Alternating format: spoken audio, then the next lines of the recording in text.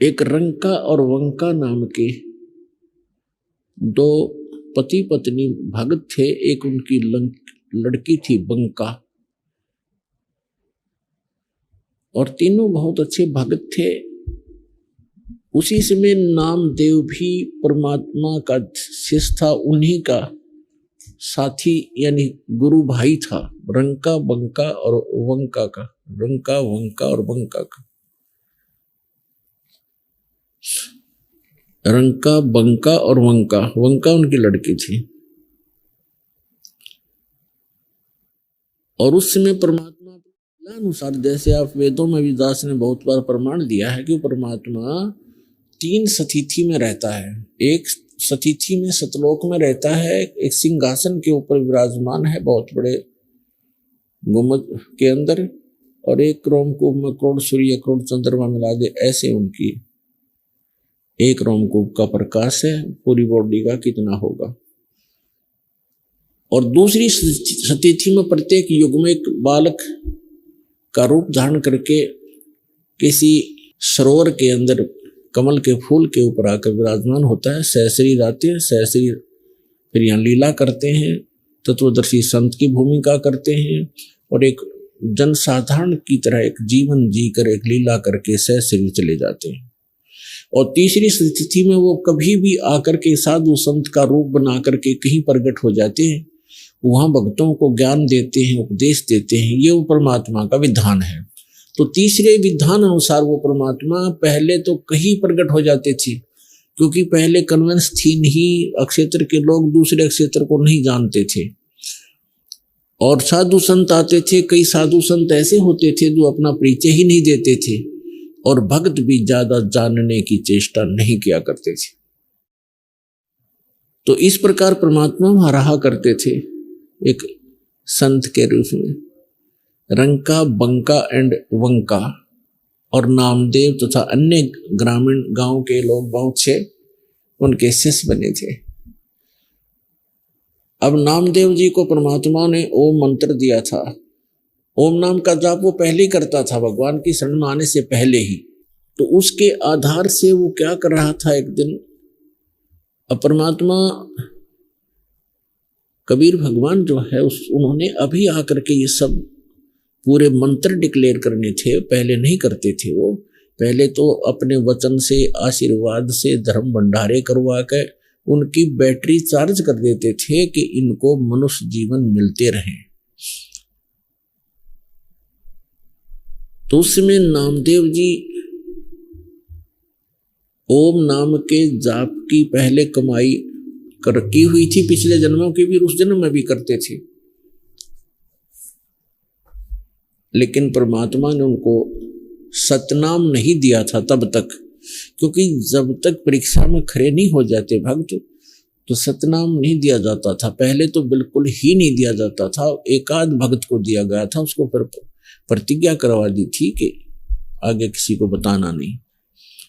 एक दिन नामदेव जी कहीं से आ रहे थे और नगर में प्रवेश कर रहे थे अपने में, और वहां एक मंदिर के अंदर ब्राह्मण लोग परमात्मा की आरती उतार रहे थे। बहुत जोर की लय लगा रखी थी, सुर लगा रखा था, और घंटियां बजा रहे थे, खड़े होकर के आरती संपन्न कर रहे थे। नामदेव जी भी अपने पैर के जूते निकालकर और उन ब्राह्मणों के अंदर मंदिर में पहुंच गया और हाथ से जूतों से घंटी का काम कर रहा है। अब वहां पुजारी ने देखा, ब्राह्मण ने, कि एक छोटी जाति का समेत जूतों के हमारे बीच में आ गया है। पहले मंदिरों में छुआछूत बहुत ज्यादा थी, और जूता हाथ में हो फिर तो बहुत ही बुरा होता था। नामदेव जी को पकड़ के मंदिर के पीछे पटक दिया एकांत में, कि तब तक आरती होलेगी, इसको पीछे कर देते हैं पिछवाड़े में। परमात्मा ने वो मंदिर ही घुमा दिया।